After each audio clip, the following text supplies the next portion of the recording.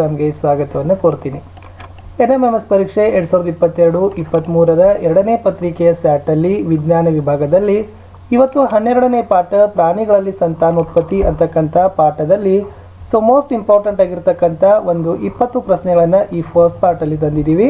Second ಪಾರ್ಟಲ್ಲಿನೂ ಕೂಡ 20 ಕ್ವಶನ್ಸ್ಗಳನ್ನು ನಾವೇನು ಮಾಡ್ತೀವಿ ಅಪ್ಲೋಡನ್ನು ಮಾಡ್ತೀವಿ. ಆ ವಿಡಿಯೋ ಸಹಿತ ಲೈನಪ್ ಅಲ್ಲಿದೆ, ವೇಟ್ ಮಾಡಿ ಅಂತ ಹೇಳ್ತಾ ಎಸ್ ದಯಮಾಡಿ ಈ ವಿಷಯದ ಹಿಂದಿನ ವಿಡಿಯೋ ನೋಡದಿದ್ರೆ ಈ ವಿಡಿಯೋದ ಡಿಸ್ಕ್ರಿಪ್ಷನ್ ಬಾಕ್ಸ್ನಲ್ಲಿ ತಮಗೆ NMMS ಪರೀಕ್ಷೆ 22-23 ವಿಜ್ಞಾನ ಅಂತ ಒಂದು ಪ್ಲೇಲಿಸ್ಟ್ ಲಿಂಕ್ ಇದೆ, ಅದನ್ನು ಒತ್ತಿದ್ರೆ ಸಾಕು.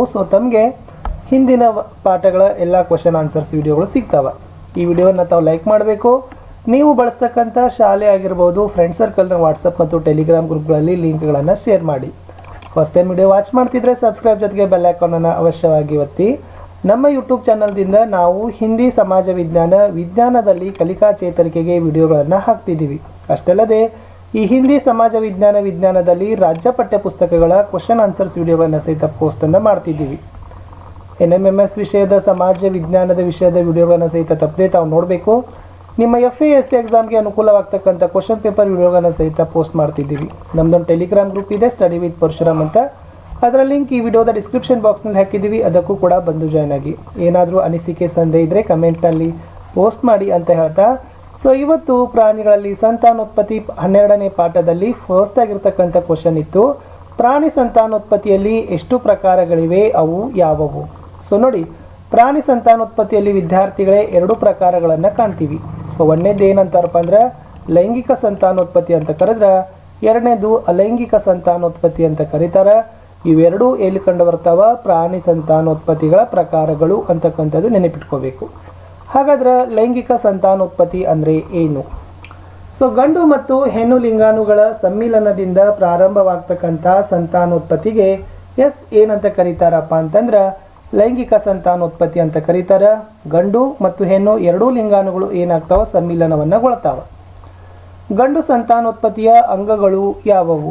ಗಂಡು ಸಂತಾನೋತ್ಪತ್ತಿಯಲ್ಲಿ ಭಾಗವಹಿಸ್ತಕ್ಕಂಥ ಅಂಗಗಳು ವೃಷಣಗಳು ಬರ್ತದ, ವೀರ್ಯನಾಳ ಬರ್ತದ ಮತ್ತು ಶೀಷ್ಣ. ಇವು 3 ಏನಪ್ಪ ಅಂತಂದ್ರೆ ಗಂಡು ಸಂತಾನೋತ್ಪತ್ತಿಯ ಅಂಗಗಳು. ಪ್ರಶ್ನೆ 4, ವೀರ್ಯಾಣು ಉತ್ಪತ್ತಿ ಮಾಡ್ತಕ್ಕಂಥ ಅಂಗ ಯಾವುದು? ಮುಖ್ಯವಾಗಿ ವೀರ್ಯಾಣು ಉತ್ಪತ್ತಿ ಆಗ್ತಕ್ಕಂಥದ್ದು ಎಲ್ಲಪ್ಪ ಅಂತಂದರೆ ವೃಷಣಗಳಲ್ಲಿ ಅಂತಕ್ಕಂಥದ್ದು ಸರಿಯಾದ ಉತ್ತರ ಇತ್ತು. ಹಾಗಾದರೆ ಮನುಷ್ಯನ ದೇಹದಲ್ಲಿ ವೃಷಣಗಳು ಎಷ್ಟಿರ್ತವೆ ಅಂತ ಕೇಳಿದ್ದಾರೆ. ಮಾನವನ ಹೃದಯದಲ್ಲಿರ್ತಕ್ಕಂಥ ವೃಷಣಗಳ ಸಂಖ್ಯೆ ಎಷ್ಟಿರ್ತದಪ್ಪ ಅಂದ್ರೆ 1 ಜೊತೆ ಇರ್ತದ ಅಂತಕ್ಕಂಥದ್ದು ಸರಿಯಾದ ಉತ್ತರ ಇತ್ತು. ಪ್ರಶ್ನೆ 6, ವೀರ್ಯನಾಳಗಳು ಎಷ್ಟಿರ್ತವೆ? ಮಾನವನ ದೇಹದಲ್ಲಿ ವೀರ್ಯನಾಳಗಳ ಸಂಖ್ಯೆ ಎಷ್ಟಿರ್ತದಪ್ಪ ಅಂದ್ರೆ 2 ಅಂತಕ್ಕಂಥದ್ದು ಸರಿಯಾದ ಉತ್ತರ. ಹಾಗಾದ್ರೆ ಹೆಣ್ಣು ಸಂತಾನೋತ್ಪತ್ತಿಯ ಅಂಗಗಳು ಯಾವುವು? ಹೆಣ್ಣು ಸಂತಾನೋತ್ಪತ್ತಿಯ ಅಂಗಗಳಲ್ಲಿ ಭಾಗವಹಿಸ್ತಕ್ಕಂಥ ಅಂಗಗಳನ್ನು ನೋಡೋದಾದ್ರೆ ಅಂಡಾಶಯ ಬರ್ತದ, ಅಂಡನಾಳ ಬರ್ತದ ಮತ್ತು ಗರ್ಭಾಶಯ ಬರ್ತದ. ಇವು 3 ಏನಪ್ಪ ಅಂತಂದ್ರೆ ಹೆಣ್ಣು ಸಂತಾನೋತ್ಪತ್ತಿಯ ಅಂಗಗಳು ಅಂತ ಕರಿತೀವಿ.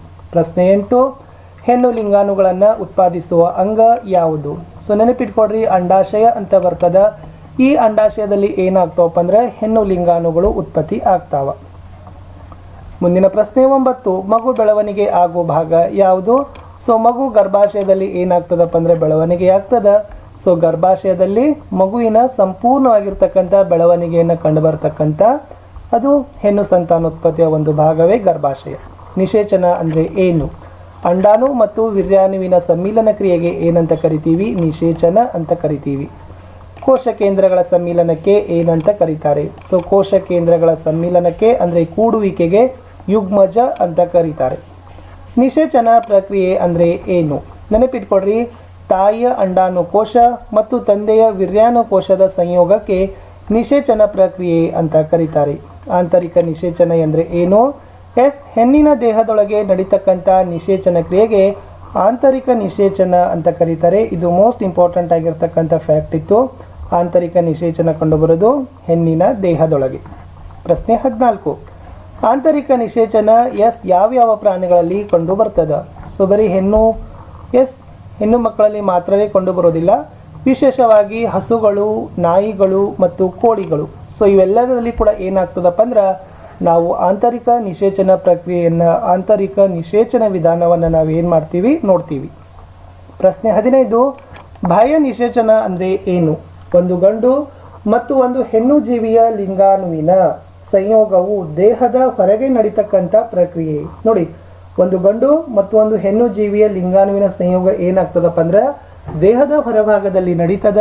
ಅದನ್ನೇ ಬಾಹ್ಯ ನಿಷೇಚನ ಅಂತ ಕರಿತೀವಿ.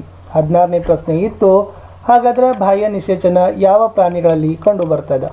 ಸೊ ಮುಖ್ಯವಾಗಿ ಜಲವಾಸಿಗಳು ಅಂತ ಕರೀತಾರೆ. ಅದರಲ್ಲೂ ಕೂಡ ಏನು ಮಾಡ್ತಾರಪ್ಪ ಅಂದ್ರೆ ಮೀನು ಮತ್ತು ನಕ್ಷತ್ರ ಮೀನು. ಸೊ ನೆನಪಿಟ್ಕೋಬೇಕು, ಮೀನು ಮತ್ತು ನಕ್ಷತ್ರ ಮೀನು ಈ ಒಂದು ಜಲವಾಸಿಗಳಲ್ಲಿ ನಾವೇನು ಮಾಡ್ತೀವಿ, ಬಾಹ್ಯ ನಿಷೇಚನವನ್ನು ನೋಡ್ತೀವಿ. ಭ್ರೂಣ ಅಂದರೆ ಏನು?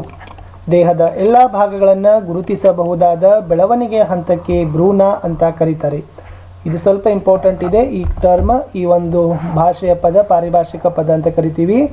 ದೇಹದ ಎಲ್ಲ ಭಾಗಗಳನ್ನು ದೇಹದ ಎಲ್ಲ ಭಾಗಗಳನ್ನು ಗುರುತಿಸಬಹುದಾದ ಬೆಳವಣಿಗೆಯ ಹಂತಕ್ಕೇನೆ ಕರೀತಕ್ಕಂಥದ್ದು ಭ್ರೂಣ ಅಂತಕ್ಕಂಥದ್ದು ಸರಿಯಾದ ಉತ್ತರ ಇತ್ತು. 18 ಕೋಳಿಗಳಲ್ಲಿ ಯಾವ ವಿಧದ ನಿಷೇಚನ ನಡೀತದ? ಸೊ ಕೋಳಿಗಳಲ್ಲಿ ನಡೀತಕ್ಕಂಥ ನಿಷೇಚನ ಪ್ರಕ್ರಿಯೆ ಯಾವುದಪ್ಪ ಅಂದರೆ ಅದು ಆಂತರಿಕ ನಿಷೇಚನ ಅಂತಕ್ಕಂಥದ್ದು ಸರಿಯಾದ ಉತ್ತರ ಇತ್ತು. ಪ್ರಶ್ನೆ 19, ಜರಾಯುಜ ಪ್ರಾಣಿಗಳು ಅಂದರೆ ಏನು? ಮರಿಗಳಿಗೆ ಜನ್ಮ ಕೊಡ್ತಾವಲ್ಲ, ಆ ಮರಿಗಳಿಗೆ ಜನ್ಮ ಕೊಡ್ತಕ್ಕಂಥ ಪ್ರಾಣಿಗಳನ್ನು ಏನಂತ ಕರೀತಾರೆ? ಜರಾಯುಜ ಪ್ರಾಣಿಗಳು ಅಂತ ಕರೀತಾರೆ. ಸೊ ವಿಡಿಯೋದ ಕಡೆಯ ಪ್ರಶ್ನೆಗೆ ಹೋಗೋಕ್ಕಿಂತ ಮುಂಚೆ ದಯಮಾಡಿ ವಿಡಿಯೋಗಳನ್ನು ಲೈಕ್ ಮಾಡಬೇಕು. ನೀವು ಬಳಸ್ತಕ್ಕಂಥ ಸೋಷಿಯಲ್ ಮೀಡಿಯಾ ಪ್ಲ್ಯಾಟ್ಫಾರ್ಮ್ಗಳಲ್ಲಿ, ಅದು ಶಾಲೆ, ಫ್ರೆಂಡ್ ಸರ್ಕಲ್, ವಾಟ್ಸಪ್ ಗ್ರೂಪ್ಗಳಲ್ಲಾಗಿರ್ಬೋದು, ಈ ವಿಡಿಯೋಗಳನ್ನು ಸಾಧ್ಯವಾದಷ್ಟು ತಾವು ಹೆಚ್ಚು ಜನರಿಗೆ ಶೇರ್ಗಳನ್ನು ಮಾಡಿ. ನಿಮ್ಮ ವ್ಯೂಸ್ಗಳು ಬರ್ತವೆ. ನಿಮ್ಮ ವ್ಯೂಸ್ಗಳಂತೂ ಕೂಡ ನಾವು ಭಾಳಷ್ಟು ರೀತಿಯಾಗಿರ್ತಕ್ಕಂಥ ಥ್ಯಾಂಕ್ಸ್ ಹೇಳಬೇಕು. ಬಟ್ ವ್ಯೂಸ್ ಜೊತೆಗೆ ವಿದ್ಯಾರ್ಥಿಗಳಿಗೆ ನಮಗೆ ಸಬ್ಸ್ಕ್ರಿಪ್ಷನ್ ಕೂಡ ಅವಶ್ಯಕತೆ ಇದೆ. ಯಾಕಂದ್ರೆ ಎಷ್ಟೋ ನಾವು ಡಾಟಾಗಳನ್ನು ಅನಲೈಸ್ ಮಾಡಿ ನೋಡಿದಾಗ ಸೊ ನಮಗೆ ಬರ್ತಕ್ಕಂಥ ಆಡಿಯನ್ಸ್ಗಳಲ್ಲಿ ಸೊ ಅನ್ಸಬ್ಸ್ಕ್ರೈಬ್ಡ್ ವ್ಯೂವರ್ಸ್ ಭಾಳ ಜನ ಇದ್ದಾರೆ. ಸೊ ಅದಕ್ಕಾಗಿಯೇ ನಾವು ಹೇಳೋದಪ್ಪ ಅಂದರೆ ಸೊ ನಮ್ಮ ಚಾನಲ್ಗೆ ಸಬ್ಸ್ಕ್ರೈಬ್ ಮಾಡಿದರೆ ಸಾಕು. ಸೊ ನಿಮಗೆ ಅಪ್ಕಮಿಂಗ್ ಡೇಸ್ಗಳಲ್ಲಿ, ಮುಂಬರ್ತಕ್ಕಂಥ ದಿನಗಳಲ್ಲಿ ತುಂಬ ಉತ್ತಮ ಗುಣಮಟ್ಟದ so best quality, best content ಇರತಕ್ಕಂಥ ವಿಡಿಯೋಗಳು ಸಿಗ್ತವೆ ಅಂತ ಹೇಳ್ತಾ ಈ ವಿಡಿಯೋದ ಕಡೆಯ ಪ್ರಶ್ನೆ ಇತ್ತು, ಅಂಡಜ ಅಂದರೆ ಏನು? ಮೊಟ್ಟೆ ಇರ್ತಕ್ಕಂಥ ಪ್ರಾಣಿಗಳಿಗೆ ಏನಂತ ಕರೀತಾರೆ? ಅಂಡಜ ಅಂತ ಕರೀತಾರೆ. ಸೊ ಇಷ್ಟು ಫಸ್ಟ್ ಪಾರ್ಟಲ್ಲಿ. 12ನೇ ಪಾಠ ಪ್ರಾಣಿಗಳಲ್ಲಿ ಸಂತಾನೋತ್ಪತ್ತಿಯಲ್ಲಿ ನಾವೇನು ಮಾಡಿವಪ್ಪ ಅಂತಂದರೆ ಒಂದು 20 ಮೋಸ್ಟ್ ಇಂಪಾರ್ಟೆಂಟ್ ಆಗಿರ್ತಕ್ಕಂಥ ಕ್ವಶನ್ಸ್ಗಳನ್ನು ನೋಡಿವಿ. ಸೆಕೆಂಡ್ ಪಾರ್ಟಲ್ಲಿನೂ ಕೂಡ 20 ಕ್ವಶನ್ಸ್ಗಳಿದ್ದಾವೆ. ಆ ವಿಡಿಯೋವನ್ನು ಸಹಿತ ತಪ್ಪದೆ ನೋಡಿ ಅಂತ ಹೇಳ್ತಾ